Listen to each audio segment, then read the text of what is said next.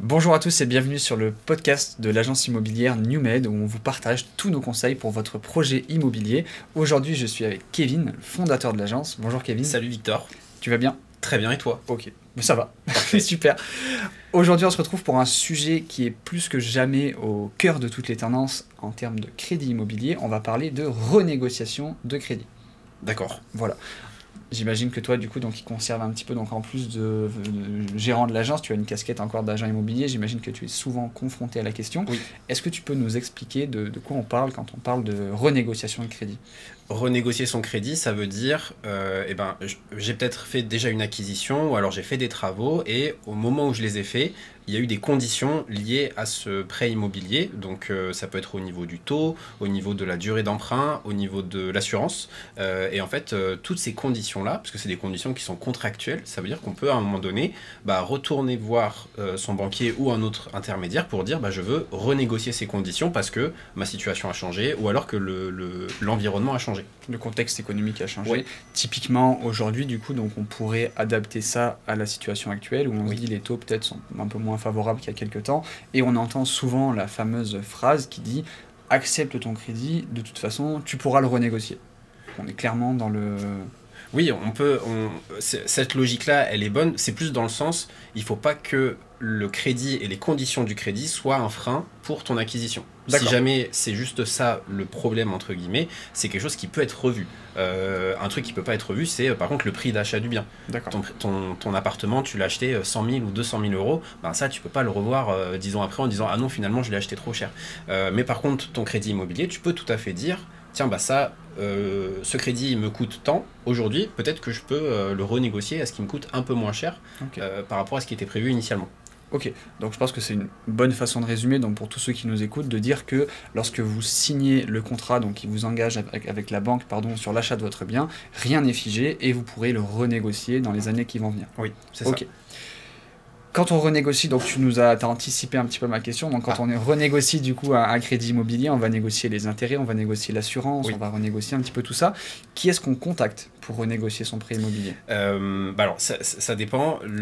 Majoritairement, ça peut être le banquier, celui avec qui tu as déjà traité la première fois en disant ce qu'on voit le plus, c'est les taux immobiliers. Bon là aujourd'hui c'est pas trop le contexte, mais imagine tu as emprunté à 4%, tu te retrouves sur un marché où les taux moyens ils sont aux alentours de 2 ou 1%, là tu peux aller voir ton banquier en disant j'aimerais bien ajuster mon crédit par rapport au taux actuel. Ça peut être une solution. Un autre intermédiaire, ça peut être un courtier en prêt immobilier, du coup, qui va aller voir les différentes banques pour voir laquelle est la plus compétitive. Ou alors, ça peut être aussi un intermédiaire en assurance, parce que le levier de l'assurance de prêt, c'est un levier qui est pas souvent actionné et qui, pour autant, permet de faire beaucoup d'économies. La plupart des clients, en fait, passent par leur banque pour l'assurance du prêt, mais sans regarder à droite à gauche ce qui peut être fait. Et il arrive assez souvent que finalement l'assurance coûte moins cher ailleurs. Donc ça peut valoir le coup aussi de faire jouer la concurrence là-dessus. D'accord, ok. Je me mets à la place du coup des gens qui vont entendre ça et qui vont se dire mais ça paraît trop facile, la banque m'a prêté moi à 4%, qu'est-ce qui fait qu'aujourd'hui elle accepterait de me faire économiser 20-30 000 euros sur mon prêt immobilier?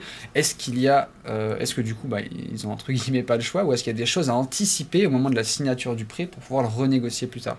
Si tu te mets à la place d'une banque, elle, ce qui va l'intéresser, ça va être certes de te prêter de l'argent. Aujourd'hui, l'argent ça a un coût, ça coûte aux alentours des 4%, les taux d'intérêt. Mais il y a aussi autre chose que cherche la banque, ça va être d'avoir la relation avec toi, donc la relation bancaire. Ce qu'ils appellent la relation bancaire, c'est le fait que tu domicilies tes salaires dans leur banque, donc c'est-à-dire qu'il va y avoir des flux d'argent qui vont arriver chez eux. Ça peut être ton épargne, que tu fasses un effort d'épargne tous les mois par exemple, tu dis tiens je vais ouvrir un PEL ou une assurance vie, c'est pour toi que tu le fais, mais c'est aussi un levier pour aller négocier avec la banque. Et puis ça peut être aussi tout le levier des assurances, assurance de prêt, assurance habitation, assurance auto, il y a beaucoup de banques qui font ça, et des fois tu peux aller dire ok, la banque va te dire ok je vous prête mais j'ai besoin que vous fassiez l'assurance habitation avec moi. Donc là tu vois c'est un petit peu donnant-donnant. Ok.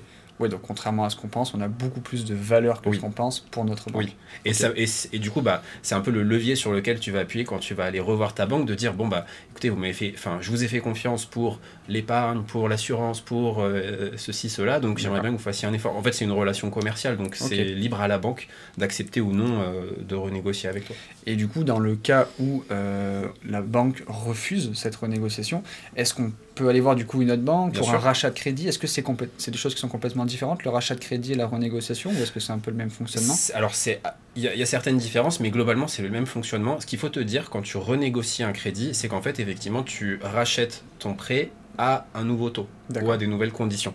Et pour en faire ça, tu payes ce qu'on appelle des IRA, des indemnités de remboursement anticipé. Et ces indemnités de remboursement anticipé, elles sont égales à 6 mois d'intérêt ou 3% du capital restant dû. Donc il faut que tu fasses le calcul. C'est toujours le montant le plus favorable qui est gardé. Mais ça veut dire que tu as aussi un coût de crédit. Aujourd'hui, je sais pas, imagine tous les mois, tu as à peu près 200 € d'intérêts qui sont payés à la banque. Ça veut dire que renégocier ton crédit va te coûter au minimum 1600 €, tu vois, à peu près. Ok, d'accord. Oui, donc après, il faut voir par rapport à ce qu'on économise sur la 1200 durée, €. ce qui reste, etc. Oui, 6 fois 200, 1200. On est des bons agents immobiliers, fatigué. on n'est pas des profs de maths. Ok, super, je pense qu'on a fait le tour du sujet. Donc pour résumer, si aujourd'hui vous êtes dans une situation où vous avez peur d'emprunter, parce qu'on est un petit peu élevé, etc., Kevin vous l'a dit, donc rien n'est figé et vous pourrez renégocier votre crédit pour plus tard. Ça me lève un peu une question. Est-ce que ça signifie qu'il faut accepter son crédit, entre guillemets, coûte que coûte, et de se dire, voilà, mon banquier aujourd'hui me propose ça à ce taux avec l'assurance obligatoire, etc. Je suis ficelé, c'est le seul moyen de pouvoir acheter, mais c'est pas grave, je vais le renégocier plus tard. Alors oui, tu peux avoir cette réflexion-là, mais je pense qu'il ne faut pas non plus oublier ce que toi tu apportes à la banque. Il ne faut pas oublier aussi que les banques, elles ont des objectifs commerciaux, elles ont des objectifs de volume, de montant de prêt en fait à accorder chaque année. Donc si tu as une bonne situation, si tu as de l'apport, si tu apportes des choses en plus de ton prêt immobilier, il faut vraiment être convaincu de ce qu'on apporte et pas hésiter à faire le tour des banques, donc soit via un courtier, soit d'y aller soi-même. On va toquer à 2-3 banques histoire de voir le discours général, ce que ça peut être, quoi. Ok. Bon, de toute façon, je pense qu'on vous le répétera jamais assez, mais un projet immobilier, ça se prépare, et la partie financière notamment. Donc n'hésitez pas à vous rapprocher d'un courtier ou d'en parler avec votre agent immobilier qui saura vous aiguiller sur ce qu'il faut faire et ne pas faire, et surtout prendre le temps de préparer tout ça pour que ça se passe au mieux pour la suite. Oui. Voilà. Bon, merci Kevin, en tout cas, nous avoir accordé ton temps pour traiter ce sujet qui était important. Si vous avez des questions, comme d'habitude, donc si vous visionnez ce podcast, donc il y aura un espace commentaire en bas. Si vous l'écoutez en format audio, vous pouvez nous contacter sur nos réseaux sociaux, donc NuMed Immobilier, ou alors via l'adresse mail, mais je pense que personne écoute un podcast, va envoyer un mail. Laissez-nous un petit commentaire sur nos réseaux sociaux et on vous répondra avec plaisir. Merci Kevin, et bonne journée à tous. À bientôt.